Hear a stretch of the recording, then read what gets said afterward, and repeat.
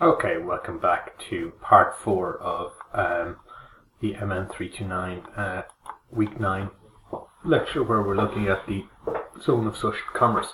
So what we were talking about in part 3 was the importance of ratings, and we were talking about best practices to leverage social reviews.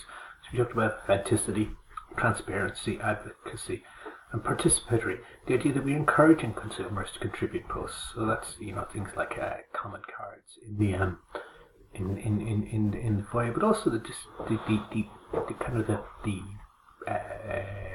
display of comments in the premises as well can encourage other people to do it. So there's a cafe around the corner from me, and in the corridor you have all the positive comments on the wall, and it is a lovely cafe and it gets a lot of good reviews. So but by actually seeing it, it encourages people to participate.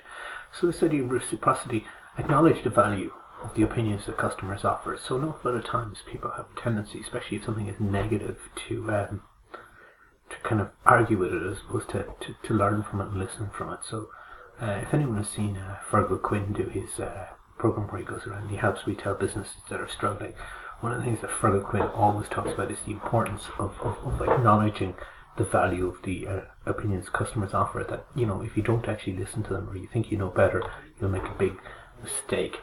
It's this idea of infectiousness then, is you make it really easy for people to share views. So, have your software set up so that it's actually easy, so it's not actually a chore to do it. A lot of times what you get is, people will actually ask for, your email address to send you a receipt or whatever, and then they can put a link to it or whatever, because, it's the sort of thing that you're only going to do when you have time to do.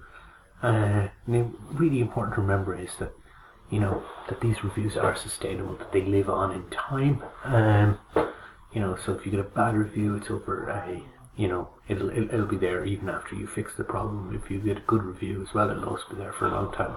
So they are actually they do last for a long time, but it is important for people to refresh them as well, because if somebody's looking through reviews and they see that all the positive reviews are old and all the negative reviews are new, you can sort them chronologically, you can sort them by rating, you can do all sorts of things with them.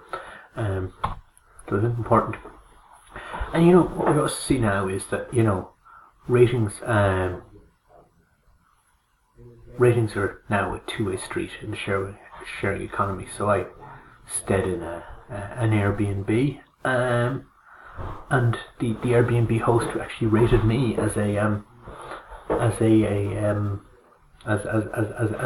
customer, as a tenant. So if I'd arrived back late, trashed the place, made a mess, I wouldn't have been able to ever rent through Airbnb again. So it's this idea is, that in the sharing economy, ratings are two-way. That that customers actually have to think about their reputation as well. And that brings us to the idea of what the sharing economy actually is.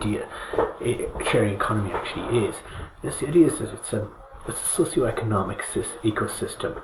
So it's built around the sharing of resources, be they human, physical, or intellectual.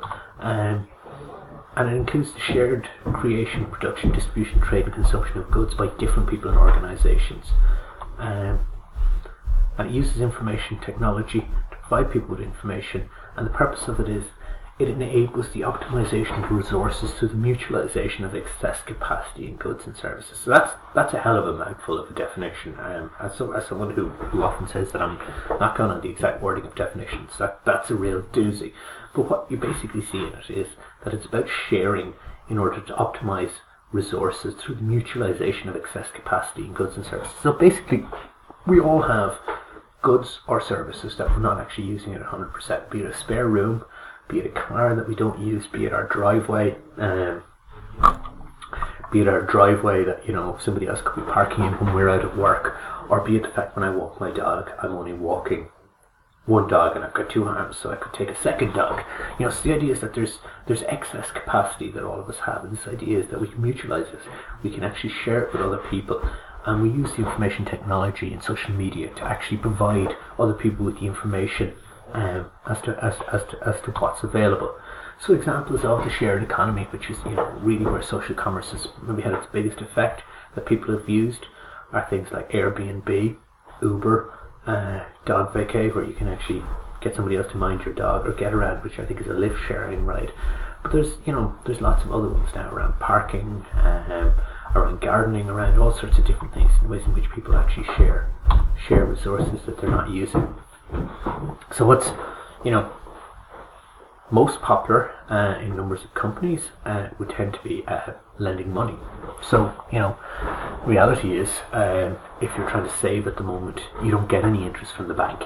So the bank is almost charging you to keep your money. So people are actually looking for alternative ways to save money, and one of them is, which can be a little bit risky, is to actually invest in other people's ideas. So you have things like and I can't think of the name of the website now, but that there are ones where people actually pitch ideas and other people come in with money, helping with chores, really useful. So you've got somebody in the locality that come along and help you with cleaning, help you with repairs, car borrowing,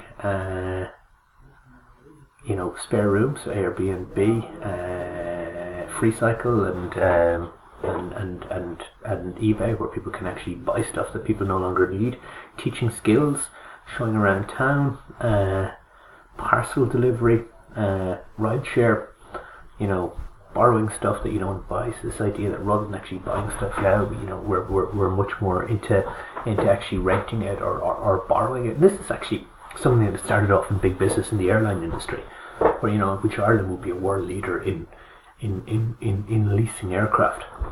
So airline companies don't want to actually commit the capital to buying airplanes, but they actually lease them, and they actually pay for them almost by passenger mile. And similarly with organizations don't have their own printers anymore. They rent print services off HP or whatever, and it's it's a model around sharing, which means that you, in theory, get more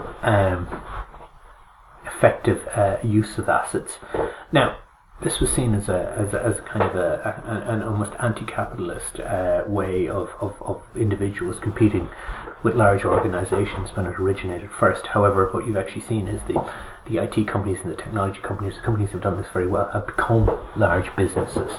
And things like Airbnb, there's an argument, and again I will have tweeted something on this, about the effect that Airbnb is having on the property rental market in cities, especially in university towns and places, where genuine tenants are being forced out of long-term tenancy agreements because short-term holiday agreements are far more lucrative for the landlord. So you can charge, say in London or Dublin, you can charge somebody €200 for a Saturday night for an apartment. If you can do that four times a week and charge €100 a night for the rest of the week, you're making an awful lot more than charging an apartment out at €1,500 a month. So it does have societal effects on places, and cities like Barcelona are actually seeing, tourist destination cities like Barcelona are seeing residents being driven out of the city centre, which is hollowing out the city centre, and it's having implications for anything that's not solely focused on tourism. So what we're actually interested in is how can applications, the next thing we're interested in is how applications and tools can affect the decision making process. So the illustrative slide here is where we're able to compare different products side by side and see what the price and the different features are. So I don't know if you can actually see the price of the cameras there or whatever, but the camera on the left is $2,000 and the one in the middle is $500. So you want to have an awful lot of extra features before you can justify that. And this facilitates us in evaluating our different alternatives, which is stage 3 of the shopping process. So things like we can have barcode, QR codes, different things. On apps allow us to check prices. We can have recommendations and testimonials. The idea of recommendation agents, so be they chatbots or actual people who are telling us what the best thing to do is, and also the ratings and reviews have a huge impact on how we evaluate our alternatives. So we have tools and applications that help with this, but also what they do is they really improve the social value of the online shopping experience. So the whole thing is, if we can actually make the experience pleasant for people, they're more likely to engage in it. So recommendations and referrals are a little bit different from ratings and reviews in that they tend to be personalised product endorsements. So this is often could be from an influencer or for somebody who's who's well regarded. The idea is that they'll actually come though from your own social graph in the case of a recommendation, and they can be relatively simple or integrated into the social media strategy. So it's a way of personalizing product endorsements, and if they come from your social graph, if they come from your connection of friends, as opposed to from a celebrity or whatever, you may actually pay more attention to them, and you can actually follow the person up and message them or comment on their post and actually drill it and see what their actual experience is like. So then we have all these things like pick lists, popularity filters, share your story, social media storefronts, news groups, geolocation promotions, all around social media. So there's a whole raft of tools that organizations can use and marketers can use to target people through social media. And again, this is the kind of the idea of the reciprocal process that it goes through. The first thing is that we use Facebook. Facebook social ads, help us to acquire traffic. So our potential customer gathers information and decides to make a purchase. And when he makes that purchase, it triggers a post on their wall, which helps attract other people to your storefront in the first place. So it's a real reciprocal, virtuous circle. That the more customers you have, the wider the social graph that the ad will cross will become. So then, we get to the meat of this is purchase. At the end of the day, for a business, it's all about turnover. People talk about profits and they talk about whatever, but at the end of the day, it's getting cash into the organization that keeps it afloat. So the different commerce approaches, you can shop within a network.